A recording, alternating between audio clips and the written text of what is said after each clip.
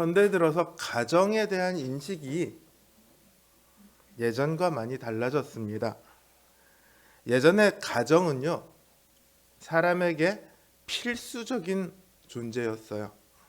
그러나 현대 와서 가정은 여유가 있으면 택하는 선택적인 존재가 되어버렸습니다.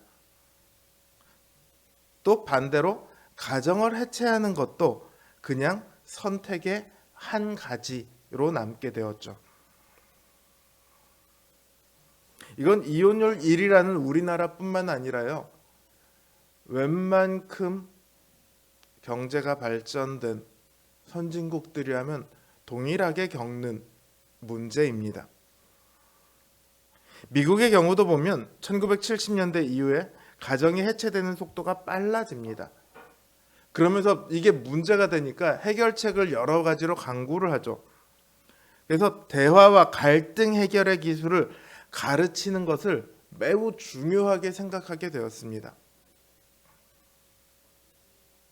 이혼 등 가정의 해체가 갈등을 해결하지 못하기 때문이라고 생각을 했죠. 하지만 그럼에도 가정의 파괴는 더욱더 늘어만 갔습니다. 갈등 문제의 해결에 근원적인 해결책이 있지 않다는 거예요. 부부 컨설팅이니 심리 상담이니 하는 다양한 기술들이 시도되었지만 이혼율은 점점 늘어갑니다. 왜냐하면 가정이 파괴되는 근본적인 문제가 단순히 사회학적이거나 심리학적인 문제에 있는 것이 아니라 가정의 원래의 의미를 잃어버린 데 있기 때문입니다. 가정은 단순히 남자와 여자가 만났다는 데 있지 않습니다. 혹은 아이가 생겨났다는 데 있지 않습니다. 여기 여러분 중에 나는 지금의 내 배우자와 결혼하겠다. 마음 먹었으니까 결혼을 하셨겠죠. 태어났을 때부터 난 저 사람과 결혼하겠어 이러고 마음 먹었던 분 계세요? 태어났을 때는 지금의 배우자를 알지도 못했겠죠. 저 사람은 내 운명이야. 나는 저 사람과 결혼하고 말 거야. 이런 마음이 단 한 번도 바뀌지 않은 분 계신가요? 말로는 그렇다고 하셔야 됩니다. 속으로는 어떻게 생각하시든 말로는 그렇다고 하셔야 돼요. 혹은 나는 아빠의 아들로 엄마의 딸로 태어날 거야. 이렇게 계산하고 계획하고 마음 먹고 태어나신 분 있나요?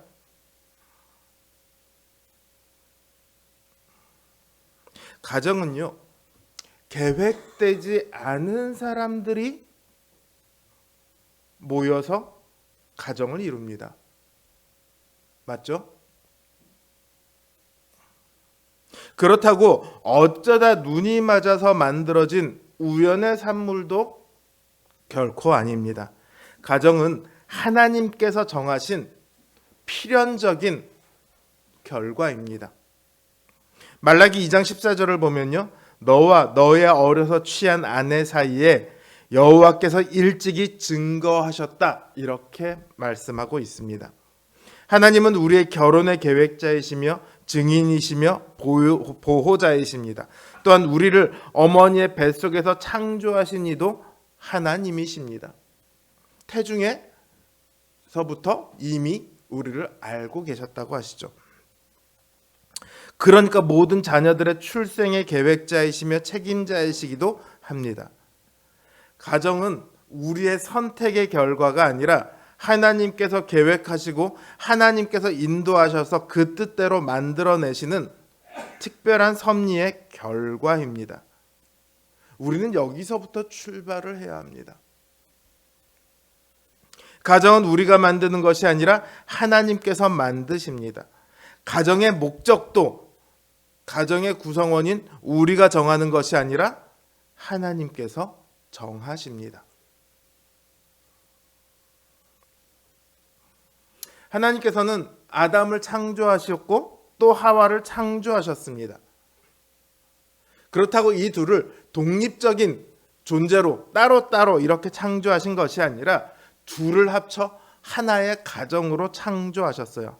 그러니까 애초에 하나님께서 인간을 창조하실 때 각 개인으로 창조하신 것이 아니라 가정을 창조하셨다고요.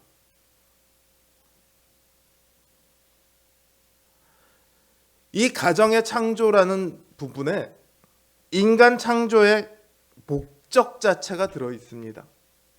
여러분, 하나님께서 인간을 창조하신 목적이 뭡니까? 오늘 본문에 보면 우리가 잘 알고 있죠. 오늘 본문을 굉장히 익숙한 본문이죠. 뭐가 창조의 목적입니까? 이 세상을 잘 다스리자. 온 땅을 잘 다스리게 하자. 온 만물을 잘 다스리게 하자. 아, 그렇구나. 다스리는 것이 목적이구나. 만약 잘 다스리는 게 목적이라면요, 하나님의 목적은 이 세상일 거예요. 그리고 인간은 그 세상을 위한 수단이 되겠죠. 여러분, 목적이 중요합니까? 수단이 중요합니까? 당연히 목적이 중요합니다. 그런데 보세요. 목적인 세상은 하나님의 형상이 아닌데 수단은 하나님의 형상이다? 뭔가가 이상하죠? 수단이 훨씬 더 고귀한 존재가 되어버리잖아요. 그러니까 세상이 목적이 아니라는 거예요. 하나님의 목적은 애초부터 뭐에 있었다? 사람에게 있었다. 가정에게 있었다. 세상을 잘 다스리는 방식이 뭡니까? 생육하고 번성하여 땅에 충만하라. 이거예요. 이게 바로 인간 창조의 목적입니다. 인간이 그냥 세상을 위한 수단이 아니고 아담과 하와가 가정을 만들어 아이를 낳고 그 아이가 다시 가정을 만들어 또 아이를 낳고 또 가정을 만들고 그렇게 해서 온 땅에 하나님의 백성이 가득 차는 것, 그게 바로 하나님의 목적입니다. 하나님의 뜻 아래에 있는 가정, 그 자체가 하나님의 목적인 거예요. 그 가정으로 온 땅을 가득 채우는 것, 이게 하나님께서 우리 인간을 만드신 목적이에요. 하나님의 창조는 가정이 수단이 아니라 목적이라고 말하고 있습니다. 그런데 오늘날 많은 사람들은 가정이 하나의 수단이 됩니다. 결코 가정이 목적이 되질 않아요. 이 사람과 결혼하면 나에게 무엇이 유익할까를 계산을 합니다. 저 사람은 내가 좋아하긴 하는데 저 사람과 결혼해서 나에게 별로 유익이 없어. 그러니까 나 연애는 저 사람과 해도 결혼은 저 사람과 하지 않겠어. 현실이 목적을 지배하는 거예요. 가정이 목적이 아니라 수단으로 전락해 버리는 거죠. 그러니까 가정의 지위가 하락하고 가정이 깨져도 별 이상한 일이 없는 것, 문제 없는 것이 되어버렸죠. 결혼은요, 해도 되고 안 해도 되는 선택지의 하나가 아닙니다. 우리의 인생의 목적 자체가 가정이라는 것을 우리는 이해해야 합니다. 많은 사람들이 결혼을 하지 않는 이유를 경제적 현실 때문이라고 합니다. 혹은 누군가에게 예속되기 싫어서 자유롭고 싶어서라고 말합니다. 이건 인간의 진정한 목적이 무엇인지를 알지 못하기 때문에 하는 생각이죠.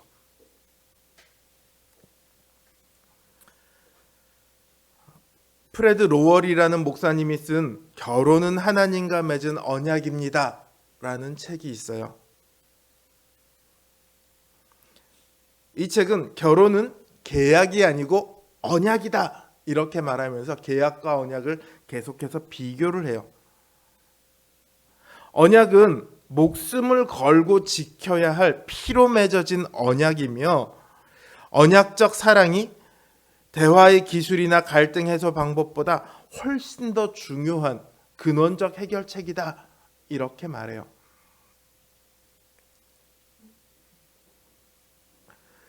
그러니까 기존의 결혼에 대한 개념과 전혀 다른 성경적인 관점을 가지도록 우리에게 요구를 합니다.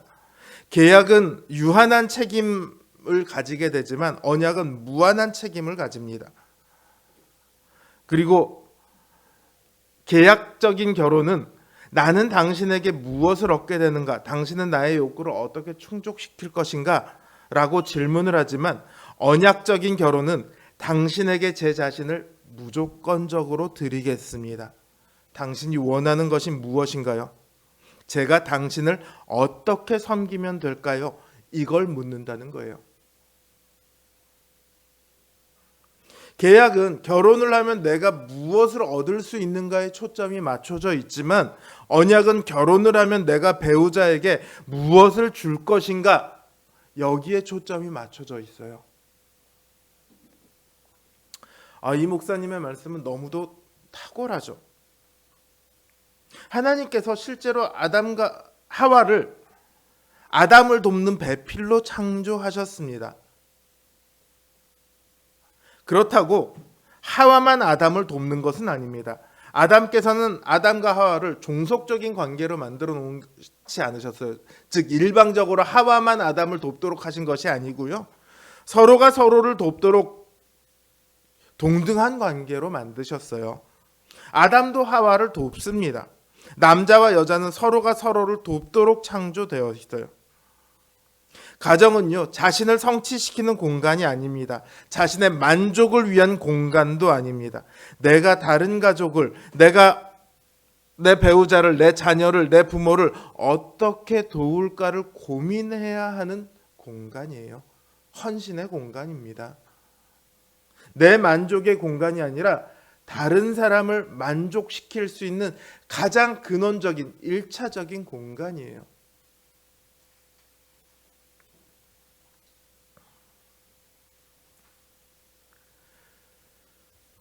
게리 스펜스라는 사람은 부부라도 서로의 관심사를 우선순위로 삼기 때문에 자신의 욕구를 포기할 때만이 갈등이 해소될 수 있다고 말을 해요.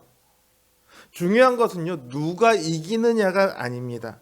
언약 결혼을 한 부부에게 가장 중요한 것은 서로를 위해 자신이 양보하는 거예요. 자신을 앞세우는 것이 아니라 배우자가 이기도록 기꺼이 져주는 겁니다. 남편과 아내 모두 상대방을 살리기 위해 자신은 기꺼이 죽어야 합니다. 그게 주님께서 우리를 사랑하신 것 같이 가족들이 서로를 사랑할 수 있는 원리예요. 내가 죽어야 합니다.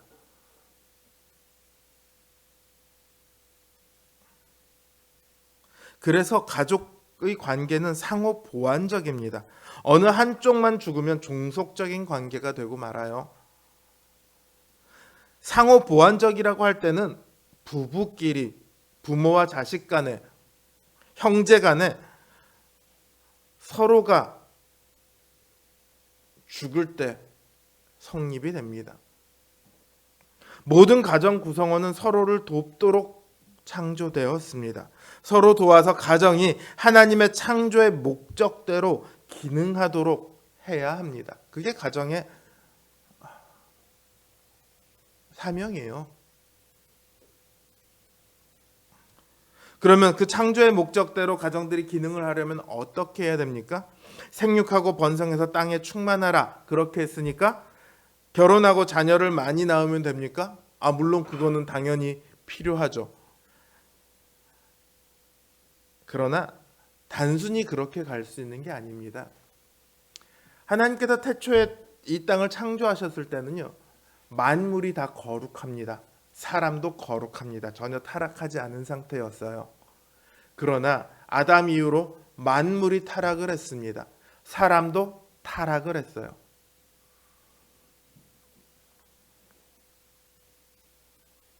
그러니까 창조 때의 그 말씀이 그대로 오늘날 적용될 수 있느냐 하면 그렇지는 않다는 거예요. 이 변형된 것을 우리는 고려해야 되고, 하나님께서 원래 그 말씀을 하실 때 궁극적인 목적이 무엇인가를 찾아내야 합니다. 하나님께서 원하시는 것은요, 하나님의 뜻을 따르는 사람들로 온 땅을 가득 채우는 것. 이게 하나님께서 처음에 원하신 목적이었어요. 하나님께서 원하신 사람들로 온 땅을 가득 채우는 것. 이것이 신약에 오면 어떻게 변형이 되죠? 예수님께서 명령하십니다. 너는 가서 모든 족속으로 제자를 삼아. 이렇게 말씀을 하시죠.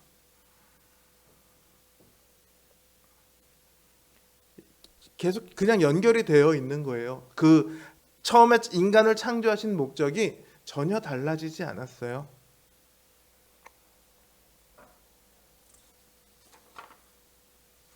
그러니까 우리가 그 창조의 목적을 수행하는 가정이 되기 위해서는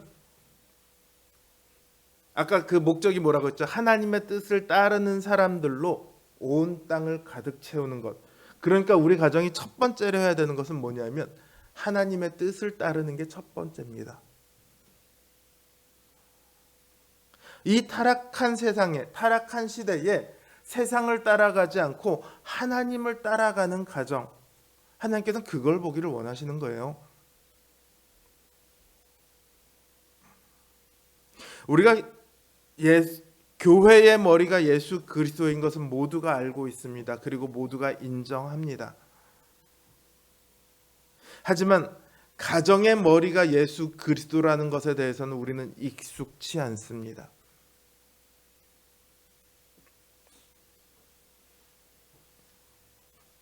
왜냐하면 우리 가정에서는 주님이 우두머리가 되는 일이 생각보다 많지 않거든요. 가정의 첫 번째 원리가 주님이 되도록 해야 합니다. 무언가를 고민하고 무언가를 선택하거나 결정해야 할 때 그 원리가 주님의 말씀에 근거해야 합니다. 그게 순종이고 그게 신앙입니다. 저는 의외로 많은 신자들의 가정에서 그 첫째 가는 원리가 세상과 똑같은 모습을 보곤 합니다. 주일날 교회 가는 것 하나를 빼고는 세상 사람들과 전혀 다르지 않아요. 세상 사람들이 하는 것 똑같이 하고 세상이 원하는 것 똑같이 원하고 세상이 두려워하는 것 똑같이 두려워하고 세상이 싫어하는 것 똑같이 싫어합니다.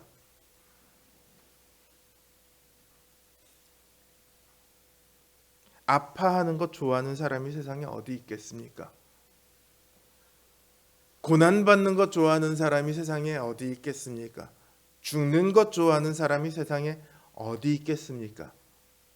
그것도 생판 모르는 남들을 위해 죽기를 원하는 사람이 더더군다나 어디 있겠습니까? 그러나 우리는 그런 사랑 위에서 살아가고 있는 사람들입니다. 그런 주님의 사랑이 우리의 오늘의 삶의 기반입니다.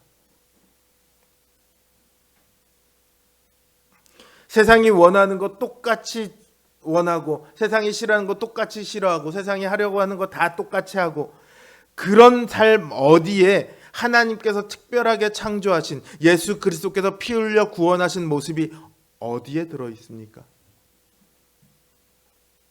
그냥 똑같은 모습들이죠. 주님이 우리의 원리가 되어야 합니다. 그래야지 타락하지 않은 거룩한 모습을 보일 수 있습니다. 거룩한 가정이 우리는 되기 위해 힘써야 합니다.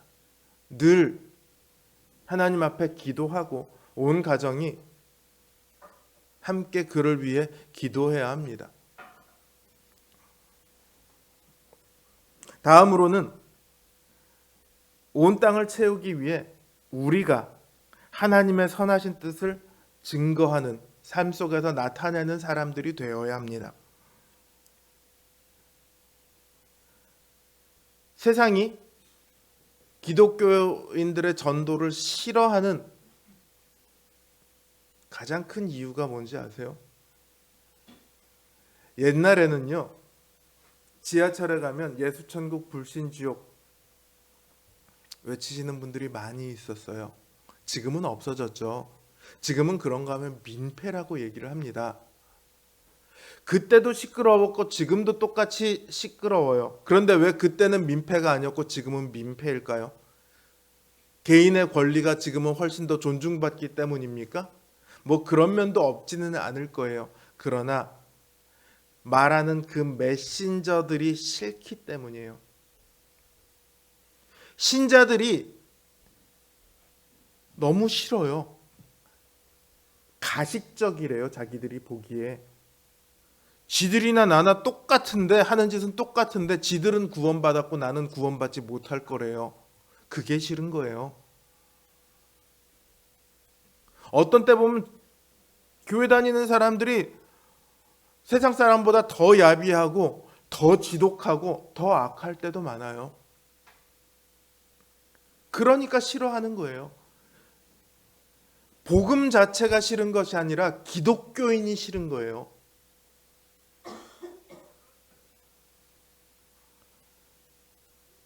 자, 우리들의 삶이 바뀌어져야 합니다. 특히나 부모님들은요, 자녀들의 신앙의 모범이 되어야 합니다. 그래야 자녀들이 부모를 보고 배울 수 있습니다. 자고로 부모를 보면 자녀를 알 수 있다고 하죠. 반대로 말하면요, 자녀를 보면 그 부모를 알 수 있다는 말이기도 합니다. 부모가 칭찬받을 만한 사람이면 자녀도 그렇게 될 확률이 아주 높습니다. 바울은 빌립보 교회에 너희는 나에게 배우고 받고 본 대로 그렇게 행동하라 이렇게 말을 합니다. 왜냐하면 바울이 실제 빌립보 교회에서 행한 것을 그들은 보았고 경험했고 들었습니다. 그 보고 듣고 경험한 대로 행하라 이렇게 얘기를 해요. 바울이 이렇게 말할 수 있었던 것은 바울도 그리스도를 본받아 살아가고 있기 때문입니다. 그래야 다른 이들에게 너희는 나를 본받아 살아가라 말할 수 있는 거죠. 바울이 특별한 사람인 게 아니에요. 우리 모두가 그렇게 살아야만 해요. 정도의 차이는 물론 있겠지만 우리도 그렇게 살기 위해 애써야 해요. 바울에게 있어서 첫째의 그를 이끌어가는 첫 번째 원리는 성령님입니다. 성령님의 인도대로 살아가며 그 삶에서 성령님의 열매를 맺어갑니다. 그에게서 나타나는 모든 능력은 성령님의 능력입니다. 바울에게 주어진 것들이요, 오늘날 우리에게 동일하게 주어져 있습니다. 물론 조금 다른 부분은 있어요. 우리에게 바울과 같은 특별한 계시가 주어지진 않지만 대신에 성경 전체가 들어있잖아요.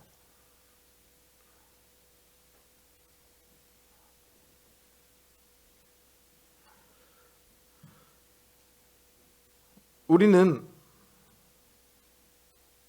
이 말씀을 따라 하나님 앞에서뿐만 아니라 세상 앞에서도 그 성령님의 열매를 드러내기 위해 애써야 합니다. 훌륭한 신자들은 세상 앞에서도 훌륭한 인격자로 나타나게 되어 있습니다. 너는 왜 우리랑 달라 배척당할 수는 있어도 야 너는 정말 못됐다 이런 말을 들으면 안 됩니다.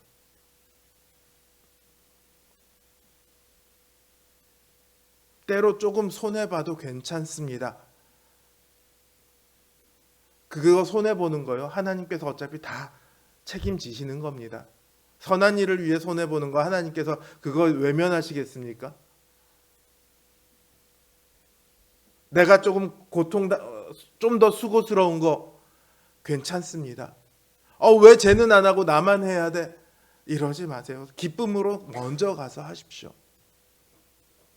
자기 권리를 주장하는데 너무 익숙한 이 시대에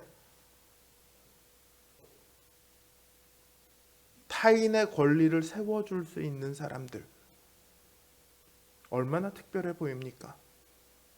아등바등하는 신자가 아니라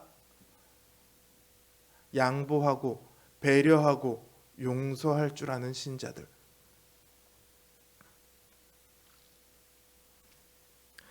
신자의 삶이 바뀌면 전도의 능력이 바뀝니다.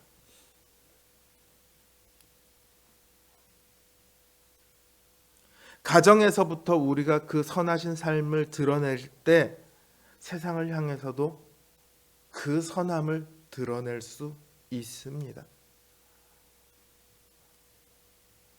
저는 사실 5월달이 되어 가정에 관한 얘기를 할 때마다 속으로는 엄청 찔리면서 설교 준비를 하고, 설교를 하는 동안에도 엄청 찔리죠. 여기 내 증인들이 몇 명이 늘 앉아 있는데 내가 이런 말할 자격이 있나 싶기도 하지만 그것이 옳기 때문에 그렇습니다. 제가 최근 들어서 그 얘기를 어디 가서 많이 해요. 우리가 무언가를 해야 할 때 이유가 자꾸만 필요하다면 그거는 변명이 많이 필요하기 때문에 그래요. 정말로 옳은 것은요, 이유가 필요 없습니다. 그것이 옳아, 이 한마디로 끝나는 거죠. 우리 노회에서도 막 이렇게 저렇게 얘기가 막 나오다가요, 법입니다, 이 한마디면 딱 끝나요. 법대로 하는 거예요. 마찬가지로 우리 삶에서도 많은 이유가 필요하다면 그건 우리가 변명거리를 만들고 있을 가능성이 굉장히 높다는 거죠. 하나님 뜻대로, 하나님 말씀대로 행하십시오. 그것이 가장 단순합니다. 그리고 가장 옳습니다. 그리고 가장 훌륭한 삶입니다. 요즘 다자녀 가정, 한부모 가정, 1인 가정, 다양한 말로 가정을 부릅니다. 하지만 그건 세상의 분류일 뿐입니다. 하나님 앞에 참된 가정은 하나님의 뜻을 따르는 가정입니다. 하나님께서는 우리를 가정이라는 이름으로 묶으셨습니다. 서로를 도와 하나님의 뜻을 이루라고 하셨습니다. 자녀를 낳아 그 자녀들에게 신앙을 전수하고 그 자녀를 훌륭한 신자로 만들어내고 그 자녀들이 나아가 세상에 하나님의 선함을 증거할 수 있는 증인이 되도록 하는 것. 이것은 우리 자신의 삶이, 우리 부모들의 삶이 바뀌는 것으로부터 시작을 합니다.